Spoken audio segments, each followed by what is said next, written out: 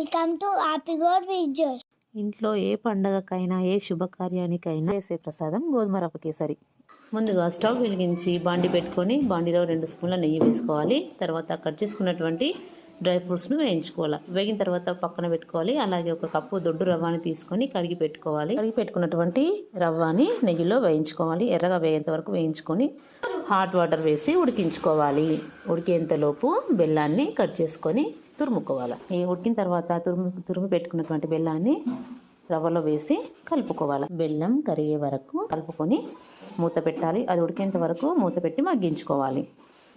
అంతా బెల్లం అంతా కరిగిపోయి కమ్మని సువాసన వస్తుంది. ఇందులో కొద్దిగా ఇలాచీ పొడి వేసి కలుపుకోవాలి. చివర ఉడికిన తర్వాత మనం వేయించుకున్నటువంటి డ్రై ఫ్రూట్స్తో గార్నిష్ చేసుకోవాలి. తక్కువ టైంలో ఎక్కువ రుచితో కమ్మనైన సిరా ప్రసాదం రెడీ. మీకు కనుక ఈ వీడియో నచ్చితే మీరు ట్రై చేయండి. Thank you for watching.